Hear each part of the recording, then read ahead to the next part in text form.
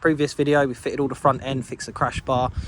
We have still got an issue with this dipped beam, so we need to investigate this today. So that's that. We've got this outstanding, which we need to sort out. But today's video, we are going to be doing the under tray and the ECU box, as it is completely battered. We do have the parts in the garage. There's Mr. Barney Rubble. So we've got the under tray, one of these. Bought this from Ford because it was the only place that would sell one. And the ECU, oil filter, auxiliary and front pads. So that is today's plan. We're only getting 6 volts here, 12 volts, or 11 and a couple of 2 decimal places this side. So this one is still causing us a problem. So what we're going to do, we're just going to replace this ECU box. That's what's left of ours. It's got its stall. So we're just going to try and get these. Where we've had to put this new ECU casing on, they got these security bolts on them. The only way to get them out is to drill 2 small holes, use a pair of circlip pliers that you can go and lock them in and unlock them. That's the only way you're going to get them done without breaking the whole box out. Managed to get the ECU housing back in. It's connected here. One at the back, I knew fell over, and another one there. Managed to run the wires the right way. Sorting the AC pipe out. It seems to have chafed right about. Oh, I don't know what happened there. Camera quality went a bit funny then. Right there. There you go. Cool. She's straight through. Right, just replaced the Aux Belt, and this is the one that come off. Can you assist me, please, mate? Yeah, look at that.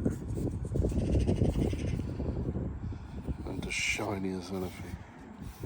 That's crazy, isn't it? Right, another day, another video. It's now day 2 working on this. So basically we've developed an issue.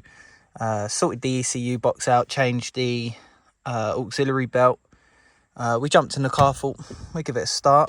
Basically, keys in my pocket. No radio on. Clutch, brake, nothing. Nothing at all. Headlights still don't. One headlight works, one doesn't. Flash now works because it blew a fuse. So we're literally just back down to square one. We've got a dead car at the minute. So what we're going to do today is, well, let me start. So yesterday we took the negative wire off the battery just down there. I'll walk around and show you that in a sec. And the radio flicks. So I feel like we have a dodgy earth connection. Obviously taking all the chassis leg off and that. So this was the culprit to start off with. There is 2.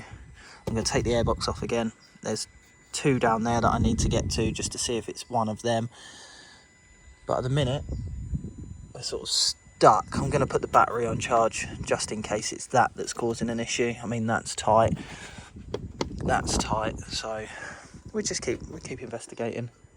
Keep investigating. That's all we can do. But yeah.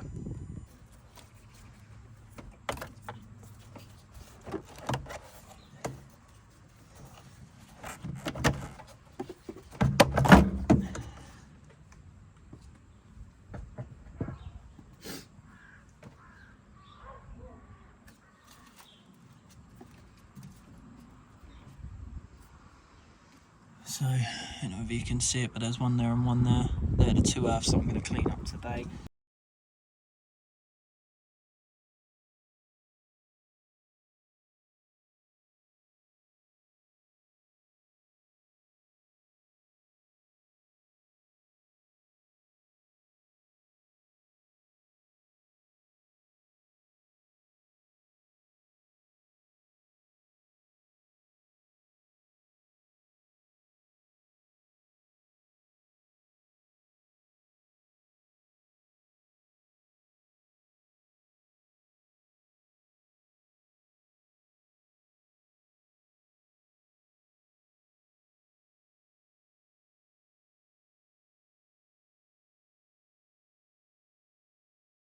Sin.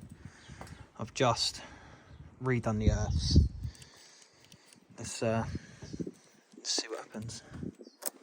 Just gonna take that off. Take that off. Let's see if the radio comes on.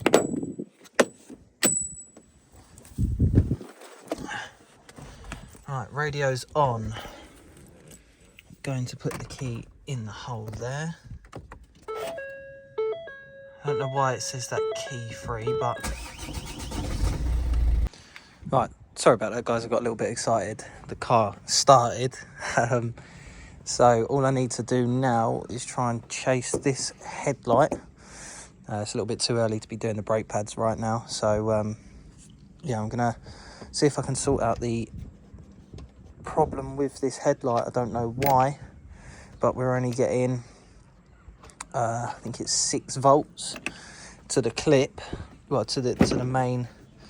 Let me see if I can pop her out one-handed. There we go. So we're getting 6 volts to this. Means chasing the cable all the way back and through, which is, yeah, it's going to be a pain in the arse. So we was having a problem with the headlight. That side was, the near side was working perfect, but the off side wasn't. So we've put a power probe on into the correct pin to check that it's not the headlight itself or the wiring going to the back of the headlight, actually where the multi-plug fits in. So we're going to do a test on this now to see whether we got the correct power coming from that. Otherwise we have got either an earth leak or a fault somewhere. Hopefully not with a switch, because then you have to buy a whole new switch. So on to the next bit. Right, just going to follow on from what we were doing with the headlight. So basically we've found the wire. I don't know whether you can see it, my poor lighting. So I have snipped just there.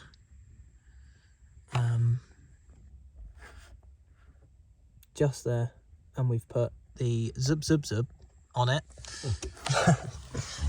The probe, we've given it power, and the headlight turns on, so there is not a break in that wire all the way through to the light. So we're just seeing now whether it's the switch itself that's gone frazzy, or whether we're still onto another issue. Right, just done a pad change. As you can see, they definitely needed doing. So the new pads are on. Just running her up now so we can do the oil change. Sounds quite nice.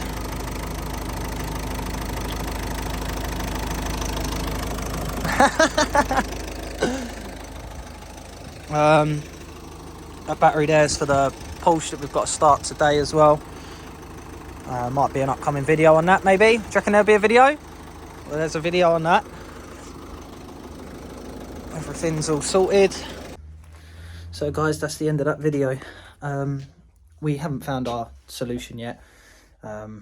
We probe tested everything. We volt tested the BCM. What else did we do?